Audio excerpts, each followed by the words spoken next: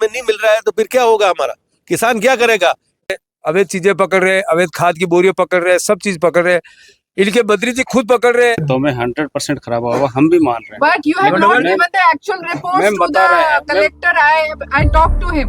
14 दिसंबर तक अगर इन समस्याओं का समाधान नहीं हुआ तहसीलदार साहब, तो आप लोगों को पता नहीं प्रीति शक्तावत कौन है और क्या है। जय श्री राम दोस्तों, हम अभी वल्लभनगर तहसील के उपखंड कार्यालय में, जहां कांग्रेस पार्टी के बैनर तले जो खाद की किल्लत चल रही है उसमें पूर्व विधायक श्रीमती प्रीति किशन जी शक्तावत के नेतृत्व में ज्ञापन दिया गया है। आइए हम बात करते हैं क्या क्या मांगे है इनकी। हम क्या ज्ञापन दे, उसके क्या प्रमुख मांगे आपकी? प्रमुख मांग तो खाद की है। किसानों के खेती का समय है, खाद नहीं दिया जा रहा। जहाँ उनको 5 से 50 कट्टे तक देने का वादा कर रखा है सरकार ने, वहाँ 1 कट्टा देने के लिए भी किसान को 2-2, 3-3 दिन तक लाइन में लगना पड़ा है। हमारे वर्तमान विधायक महोदय ने 2-3 दिन पहले कुछ ट्रकों के फोटो डाले, तो ये खाद उतरा कहाँ है? जब 500 किसान लाइन में लगे हुए हैं, 5 किसानों के लिए खाद आ रहा है, तो क्या सरकार का रवैया किसानों के प्रति उचित है? ये जानना चाह रहे हैं, हम खुद जानना चाह रहे हैं कि ये कैसी सरकार है। अगर किसान खेती नहीं करेगा तो वो अपना जीवन यापन कैसे चलाएगा, और हम लोगों को भी जो शहरों में रहते हैं अनाज कहाँ से पहुंचेगा? जी मैडम, अभी क्या आश्वासन मिला है सबसे? कोई आश्वासन नहीं मिला। माननीय हमारी एसडीएम मैडम सीट पे नहीं है, उदयपुर गई हुई मीटिंग में। आए दिन तो ये पर्ची वाली सरकार ऐसी मीटिंग और कुछ ना कुछ ऑनलाइन चला देती है ताकि सारे अधिकारी उसमें व्यस्त रहे, और आम नागरिक की सुनवाई बिल्कुल नहीं होती, और वल्लभनगर विधानसभा में तो बिल्कुल भी नहीं हो रही। दूसरी बात हमारी प्रमुख है कि जो जमीनों का इन लोगों ने डीएलसी रेट बढ़ा दी है, तो एक गरीब किसान 1 बीघा जमीन खरीदने के लिए उसके पास इतना पैसा नहीं होता है। जहाँ 800 से 1000 रुपए डीएलसी थी, वहाँ 2100 तक कर दी है। तो ये भी हमारी प्रमुख मांग है।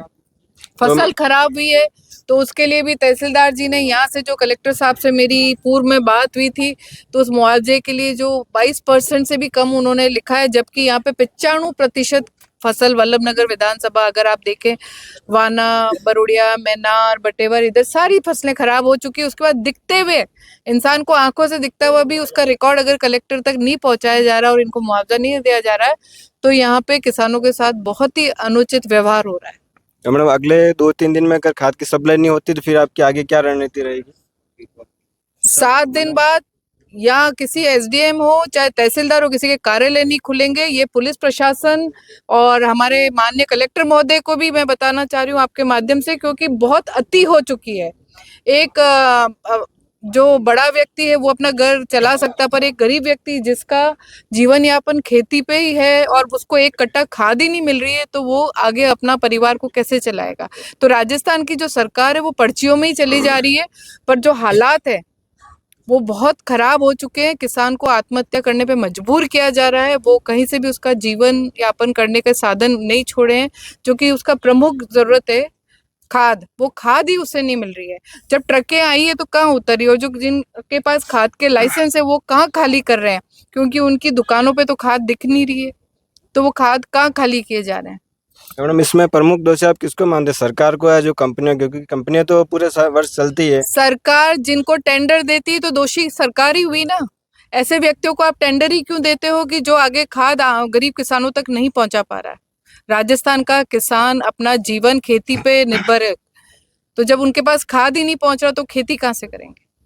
वही तो मैडम, क्योंकि टर्की तो आती है लेकिन कालाबाजारी में वही तो पूछना चाह रही हूँ। जब 4 दिन पहले मेरे कुछ वरिष्ठ पदाधिकारियों ने ये तय किया था कि हम लोग अगर ऐसा कुछ हुआ तो आंदोलन करेंगे, तो अचानक से दूसरे दिन सुबह हमारे विधायक महोदय ट्रकों के फोटो डालते हैं कि भाई खाद आ गई है, तो हम भी शांत बैठ गए।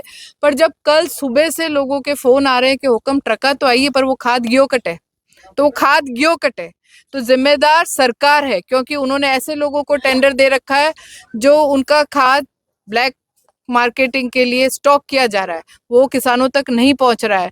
अगर अभी भी सरकार नहीं जागी तो ये आंदोलन उदयपुर जिले के साथ साथ पूरे राजस्थान में होगा। तो मैडम, पिछली सरकार आपकी कांग्रेस की थी, उसमें ऐसी कोई योजना थी उसमें जो खाद मिलता था जिसको इस सरकार ने बंद कर दिया है? आपको सहकारी समिति की योजना थी, और आपको बाकी के जवाब हमारे सरपंच संघ के अध्यक्ष माधव लाल जी। हाँ माधव जी। मैं तो सिर्फ आज जो ज्ञापन दे रहे हैं उसमें आपका और आप मीडिया के माध्यम से सबका ध्यान आकर्षित करना चाहता हूँ। नारा क्या दिया जाता है? अन्नदाता। क्या बोलते किसान को अन्नदाता, जय जवान जय किसान। आज क्या दुर्दशा हो रही है, यहाँ जितने भी लोग हैं, एक मक्का की थैली कितने रुपए की लाए, 1400 रुपए से लेके 2700 रुपए तक मक्का की थैली लेके आए। 2 बोरी भर के भर रहे ना, तो एक थैली के पैसे नहीं आ रहे। क्या दुर्दशा हो रही है, 1400 में कोई मक्का लेने के लिए तैयार नहीं है। आज सरकार ने क्या बोला कि 2400 रुपए समर्थन मूल्य। राजस्थान सरकार की ये दुर्दशा है कि आज दिन तक सरकार ने समर्थन मूल्य पे खरीद के लिए यहाँ से मतलब एक प्रस्ताव तक नहीं भेजा। पूरे राजस्थान में कहीं भी समर्थन मूल्य पे खरीद हो रही है क्या आज? कोई मक्का लेने के लिए तैयार है आपका? 1400 रुपए में क्या आता है बताओ। आज जो बीज लाया, एक बोरी एक जो थैली लाया वो 1400 रुपए 2700 रुपए तक लेना है, 3 किलारी। और आज 2 क्विंटल मक्की लोगों तो एक थैली नहीं आई रही।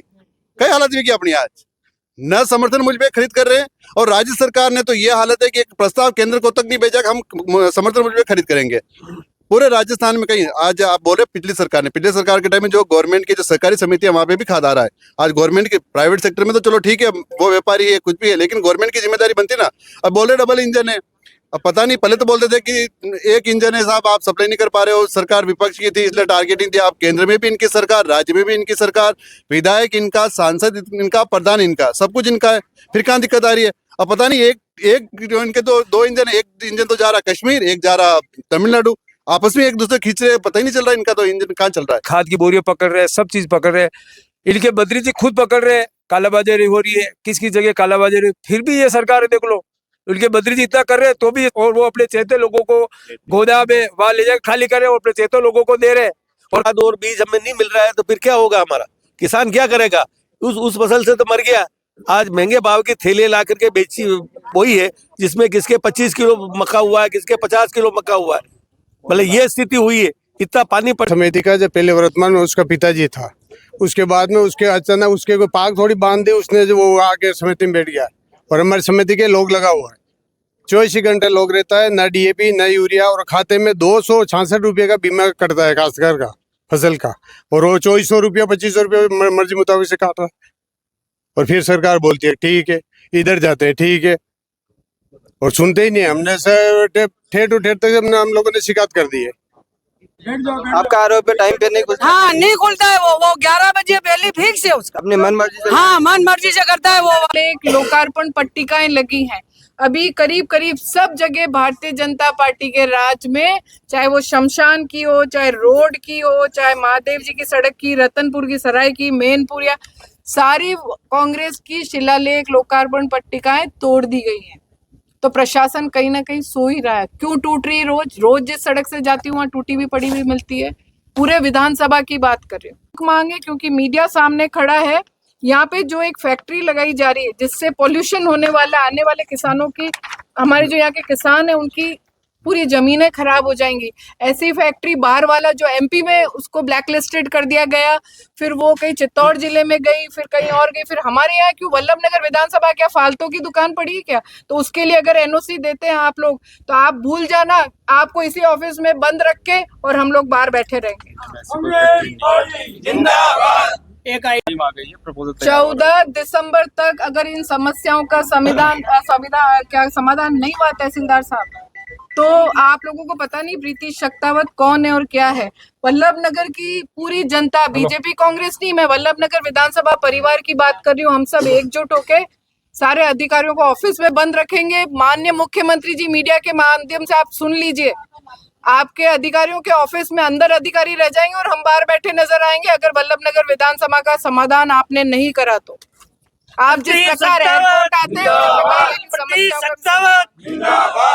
कांग्रेस पार्टी किसानों की फसल का खराबा। प्रीति कदम शक्तावत, इनका आरोप है कि जो डबल इंजन की सरकार है वो कुछ नहीं कर रही और यहाँ पे खाद की कालाबाजारी हो रही है जिससे किसानों को समय पर खाद नहीं मिल पा रहा है। वो इनका आरोप है कुछ पंचायत समितियों में इनके चहेते लगे हुए जो समय पे खाद नहीं देते हैं और समय पे इनके कार्यालय नहीं खोले जाते हैं।